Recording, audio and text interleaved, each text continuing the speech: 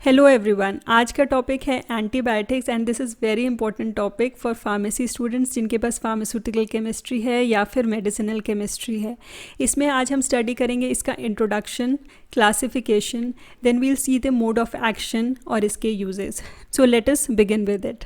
अब एंटीबायोटिक्स यहाँ दो वर्ड से मिलकर बना है, one is anti and the other one is biotics. तो एंटी का मतलब होता है अगेंस्ट एंड बायोटिक्स का मतलब होता है लाइफ। तो anything which is against life, जो लाइफ को या तो इनहिबिट करता है या फिर डिस्ट्रॉय करता है या किल कर देता है, तो उसे हम बोलते हैं एंटीबायोटिक्स। तो एंटीबायोटिक्स की अगर हम प्रॉपर डेफिनेशन देखें तो हम कह सकते हैं कि antibiotics are the chemicals which are produced by micro organisms that kill और इनहिबिट। देखिए, या तो ये किल करता है या इसकी ग्रोथ को स्टॉप करता है, inhibit the growth of another micro organism. So these are known as antibiotics. जो केमिकल्स माइक्रो ऑर्गेनिजम्स प्रोड्यूस करते हैं वो क्या होते हैं? वो टॉक्सिन्स होते हैं। ठीक है, तो अगर हम कुछ अमाउंट में, लिमिटेड अमाउंट में अगर टॉक्सिन्स को एडमिनिस्टर करते हैं टू द ह्यूमन बॉडी, तो वो बेनिफिशियल रहता है टू किल और inhibit the growth of another microorganisms. So these toxins और the chemicals which are produced by the microorganisms are known as antibiotics.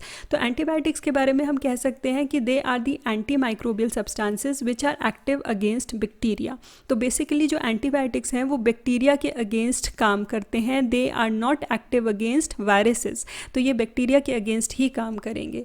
अगर हम इसकी थोड़ी सी हिस्ट्री देखें, जो 1 मार्क में कई बार पूछ लेते हैं, कि जो पेनिसिलिन था वो पहला एंटीबायोटिक था जो कि अलेक्जेंडर फ्लेमिंग ने डिस्कवर किया था इन 1928। तो ये आपको याद रखना है। Now antibiotics are generally broad spectrum drugs. अब यहाँ पर हमने कहा है कि ये ब्रॉड स्पेक्ट्रम ड्रग्स हैं, however antibiotics can also be the narrow spectrum drugs. Narrow spectrum drugs वो होती हैं जो कुछ बैक्टीरिया के अगेंस्ट ही काम करेंगी, वेयरएज ब्रॉड स्पेक्ट्रम एंटीबायोटिक्स वो होते हैं जो कि बहुत सारे बैक्टीरिया के अगेंस्ट काम कर सकते हैं, जैसे कि ग्राम पॉजिटिव बैक्टीरिया हो गया या फिर ग्राम नेगेटिव बैक्टीरिया हो गया। तो जनरली जो हम एंटीबायोटिक्स यूज़ करते हैं वो हम ब्रॉड स्पेक्ट्रम ड्रग्स ही यूज़ करते हैं। Next is they can be bacteriostatic और बैक्टीरियोसाइडल। अगेन एंटीबायोटिक्स को हम दो में कैटेगराइज कर सकते हैं, one is bacteriostatic and the other one is bacteriocidal. Bacteriostatic का मतलब होता है कि वो इनहिबिट करते हैं growth of the micro organisms. ये डिस्ट्रॉय नहीं करते, किल नहीं करते, दे जस्ट स्टॉप और inhibit the growth of the micro organisms और द बैक्टीरिया। और जो बैक्टीरियोसाइडल होते हैं वो क्या करते हैं? दे किल और डिस्ट्रॉय दी बैक्टीरिया। तो इसीलिए ये दो कैटेगरीज में हम इसको डिवाइड कर सकते हैं, बैक्टीरियोस्टैटिक और बैक्टीरियोसाइडल। इसको हम डिटेल में अभी आगे मोड ऑफ एक्शन में देखेंगे। Now let us see its classification. यहाँ पर हम जो क्लासिफिकेशन कर रहे हैं that is based on the chemical structure, because ये थोड़ा ईजी हो जाएगा हमें मैकेनिज्म ऑफ एक्शन को समझने के लिए। So let us see its classification. जो पहला है that are beta lactam antibiotics. Beta lactam antibiotics वो होते हैं जिसके पास बीटा लैक्टम रिंग रहती है, उनको हम बीटा लैक्टम एंटीबायोटिक्स में क्लासीफाई करते हैं। इसमें जो आगे फर्दर एग्जाम्पल्स हैं ड्रग्स के, दैट इज़ पेनिसिलिन। पेनिसिलिन में पेनिसिलिन जी हो सकता है, पेनिसिलिन वी हो सकता है, एमॉक्सिसिलिन हो सकता है या फिर एम्पिसिलिन भी इसमें ही आता है। So these are beta lactam antibiotics. और इसी के क्लास में सेफेलोस्पोरिन्स भी आता है। Now the next one is macrolides. Macrolides के एग्जाम्पल्स हैं एजिथ्रोमाइसिन, ये कोविड में बहुत यूज़ हुई थी, देन एरिथ्रोमाइसिन, क्लैरिथ्रोमाइसिन।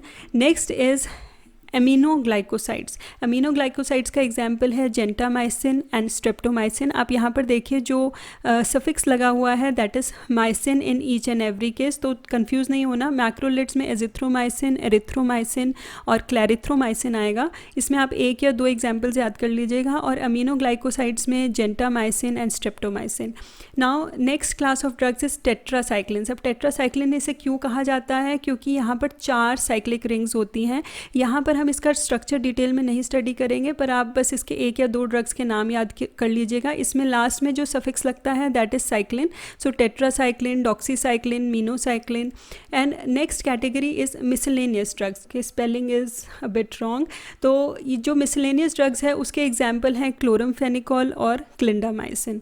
तो this is the classification based on the chemical structure, जिसमें beta lactams, macrolides, aminoglycosides, tetracyclines and some miscellaneous drugs are there, और इन सब का हम मोड ऑफ एक्शन स्टडी करेंगे।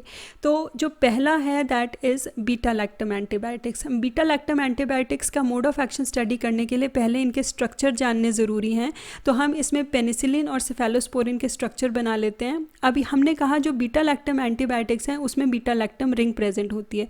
तो बीटा लैक्टम रिंग कुछ इस तरीके की रहती है, ठीक है। This is the beta lactam ring, और ये फ्यूज्ड रहती है with thiazolidine ring in the case of penicillin. तो दिस इज़ थायाजोलिडिन रिंग। तो यहाँ पर कुछ ग्रुप्स प्रेजेंट रहते हैं, जैसे यहाँ पर कार्बोक्सिलिक ग्रुप्स हैं, यहाँ पर 2 मिथाइल ग्रुप्स प्रेजेंट रहते हैं, and over here the amide linkage is there that is NH and C double bond O, and here substitution can take place. तो this is the structure of penicillin, जिसमें ये जो beta lactam ring है ये antibacterial activity के लिए responsible रहती है। सिमिलरली अगर हम सेफेलोस्पोरिन्स की बात करें तो जो सेफेलोस्पोरिन्स है उसका भी स्ट्रक्चर सेम ही रहता है, बस यहाँ पर फ़र्क ये होता है कि यहाँ पर 5 मेंबर्ड थायाजोलिडिन रिंग के बजाय यहाँ पर थायाजीन रिंग होती है which is 6 membered, and rest of the thing is same. बस यहाँ पर एक एक्स्ट्रा सब्स्टिट्यूशन रहती है, बाकी चीज़ें यहाँ पर सेम रहती हैं। तो this is the structure of cephalosporins. तो here 2 groups can be substituted. तो यहाँ पर 2 जगह हम सब्स्टिट्यूशंस कर सकते हैं और मॉडिफिकेशंस कर सकते हैं in the case of cephalosporins. तो इसीलिए सेफेलोस्पोरिन्स थोड़े से ज़्यादा कारगर होते हैं as compared to the penicillins. इसमें भी बीटा लैक्टम रिंग होती है which is responsible for the anti microbial और एंटीबैक्टीरियल एक्टिविटी। तो अब इनका एक्शन कैसे होता है? पेनिसिलिन्स या फिर जो सेफेलोस्पोरिन्स हैं उसमें जो बीटा लैक्टम रिंग है वो क्या करता है, जैसे ये मान लीजिए बैक्टीरिया है, बैक्टीरिया के पास एक सेल वॉल होती है जिसके वजह से उसकी आइडेंटिटी होती है या उसकी इंटीग्रिटी मेंटेन रहती है। ये जो सेल वॉल है इसकी ये सिंथेसिस को रोकता है। तो बीटा लैक्टम एंटीबायोटिक्स क्या करते हैं, they inhibit the synthesis of the bacterial cell wall. तो अगर बैक्टीरियल सेल वॉल ही नहीं रहेगी तो ऑब्वियसली ये जो बैक्टीरिया है इसकी अपनी आइडेंटिटी ही नहीं रहेगी, and this bacteria will burst open या फिर ये लाइस कर जाएगा and it will be destroyed. इसीलिए हम बीटा लैक्टम एंटीबायोटिक्स को बोलते हैं कि they are bacteriocidal in action. ये बैक्टीरियोस्टैटिक नहीं होते, they are bacteriocidal in action, क्योंकि ये बैक्टीरिया को किल या फिर डिस्ट्रॉय कर देते हैं by lysing this cell wall. अब जो बैक्टीरिया की जो सेल वॉल है वो बहुत सारे पेप्टाइडोग्लाइकन चेन से बनी रहती है, ठीक है। अब ये जो पेप्टाइडोग्लाइकन चेन है ये आपस में लिंक्ड रहती है थ्रू वेरियस क्रॉस लिंकेजेस। अब यहाँ पर ये जो बीटा लैक्टम है वो क्या करता है, इन क्रॉस लिंकेजेस पर एक्ट करता है और इनको बनने ही नहीं देता, जिसके वजह से इसकी जो बैक्टीरिया सेल वॉल है उसकी इंटीग्रिटी मेंटेन नहीं होती and it will burst open और lyse, ultimately killing the bacteria. So this is the mode of action of penicillins. पर यहाँ पर एक प्रॉब्लम है कि ये जो बैक्टीरिया है इट प्रोड्यूसेस, अब बैक्टीरिया भी तो कुछ करेगा, बैक्टीरिया क्या करता है कि ये बीटा लैक्टमेस को प्रोड्यूस करता है। अब ये जो बीटा लैक्टमेस क्या करता है, ये जाकर इस बीटा लैक्टम रिंग पर एक्ट करता है और इसको ओपन अप कर देगा। जब ये रिंग ओपन अप हो जाएगी तो जो इसकी एंटीबैक्टीरियल एक्टिविटी है वो बिल्कुल ख़त्म हो जाएगी। अब इसको रोकने के लिए क्या करते हैं कि हम इन बीटा लैक्टम एंटीबायोटिक्स के साथ कुछ बीटा लैक्टमेस इनहिबिटर्स देते हैं in the form of drugs. ये जो बीटा लैक्टम इनहिबिटर्स हैं ये क्या करते हैं, ये बीटा लैक्टमेस पे एक्ट करते हैं और इनकी एक्टिविटी को स्टॉप करते हैं कि ताकि जो बैक्टीरिया हो वो बीटा लैक्टमेस ही ना प्रोड्यूस करें, और जिससे हमारा जो पेनिसिलिन है या फिर सेफेलोस्पोरिन्स है, जो कोई भी बीटा लैक्टम एंटीबायोटिक है, वो बहुत इजीली एक्ट करे इसकी सेल वॉल पर। So this is the action of beta lactamase inhibitors. तो इसीलिए बीटा लैक्टम ड्रग्स के साथ कई बार बीटा लैक्टम इनहिबिटर ड्रग्स भी दी जाती है। इसके कुछ एग्जांपल्स अगर आप इंटरेस्टेड हैं जानने में, then some beta lactam inhibitors are clavulanic acid and it can be sulbactam. कुछ एग्जाम्पल्स हैं, आप चाहें तो इन्हें याद कर सकते हैं, नहीं है it is just for your information sake, या फिर टैजोबैक्टम। तो ये सारे कुछ बीटा लैक्टमेज इनहिबिटर्स हैं। तो अगर आप चाहें तो इनको आप थोड़ा सा माइंड में रख सकते हैं। तो अब ये जो सारी चीज़ मैंने एक्सप्लेन करी है, इसे देख लेते हैं कि क्या है इसका मोड ऑफ एक्शन।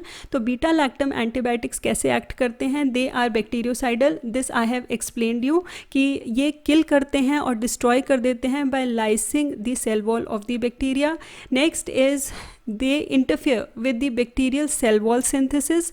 कैसे ये इंटरफेयर करते हैं? They stop the peptidoglycan chain from cross linking. अगर क्रॉस लिंकिंग नहीं होगी तो क्या होगा? The bacterium can not keep its structural integrity and will burst. तो इस तरीके से they have the bactericidal action. Now let us see the mode of action of other drugs, that is macrolides, tetracyclines, aminoglycosides and chloramphenicol. अब ये जो सारे drugs हैं they work differently from beta lactam antibiotics. कैसे? कि they all are bacteriostatic. देखिए अभी हमने पढ़ा था कि जो बीटा लैक्टम ड्रग्स है वो बैक्टीरियोसाइडल थे, पर ये बैक्टीरियोस्टैटिक होते हैं। कैसे? They slow down the growth and the reproduction of bacteria without killing them. तो ये किल नहीं करते बैक्टीरिया को, बल्कि उसकी ग्रोथ और रिप्रोडक्शन को या तो स्लो डाउन कर देते हैं या फिर इनहिबिट करते हैं या फिर स्टॉप करते हैं। अब ये कैसे करते हैं? ये क्या करते हैं कि जो प्रोटीन सिंथेसिस है, जो राइबोसोम्स से जो प्रोटीन बन रहा है, उसको ये इनहिबिट करते हैं by binding to the ribosome. ये राइबोसोम्स के साथ जाकर जुड़ जाते हैं, जिसके वजह से जो बैक्टीरिया है वो अपना प्रोटीन नहीं बना सकेगा। अगर प्रोटीन नहीं बनेगा तो ऑब्वियसली डीएनए और आरएनए नहीं बनेगा, और अगर डीएनए और आरएनए नहीं बनेगा obviously the bacteria will not be able to grow and reproduce.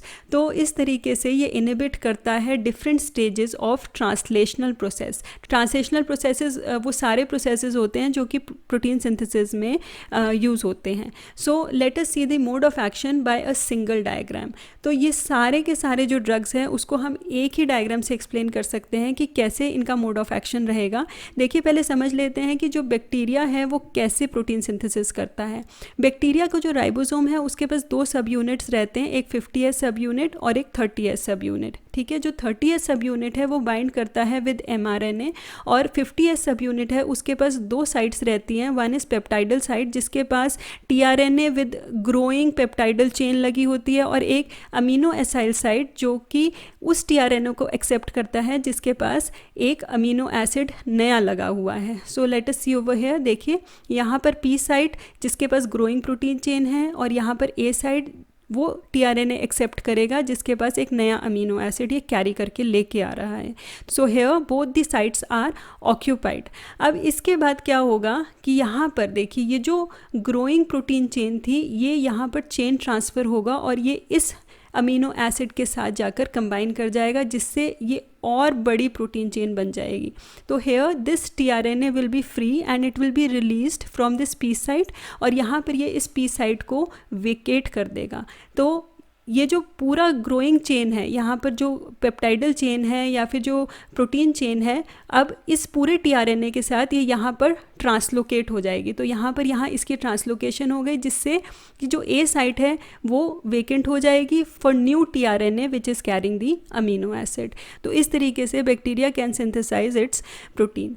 अब यहाँ पर जो हमारे ड्रग्स हैं वो कैसे एक्ट करते हैं? देखिए अगर हम टेट्रासाइक्लिन्स की बात करें और मैक्रोलिड्स की बात करें, इन दोनों का एक्शन तकरीबन सेम रहता है, और ये स्टॉप करते हैं इस पेप्टाइडल चेन को ग्रो करने से। कैसे करते हैं? ये राइबोसोम्स के साथ जाकर अटैच हो जाते हैं। अब क्या होता है, जो टेट्रासाइक्लिन्स हैं वो क्या करते हैं, वो 30S राइबोसोमल सब यूनिट के साथ जाकर ज्वाइन करते हैं, वेयर एज जो मैक्रोलिड्स हैं वो 50S सब यूनिट के साथ जाकर कंबाइन करेंगे, जिसके वजह से ये जो पेप्टाइड चेन है वो ग्रो नहीं कर पाएगी, वो इस साइट को ब्लॉक कर देंगे। So this is the action of tetracyclines and macrolides. अब यहाँ पर देखिए, यहाँ पर हम बात कर रहे थे चेन ट्रांसफ़र की। तो चेन ट्रांसफ़र यहाँ पर क्लोरमफेनिकोल, जो क्लोरमफेनिकोल हमारा ड्रग है, इस चेन ट्रांसफ़र को ब्लॉक करता है।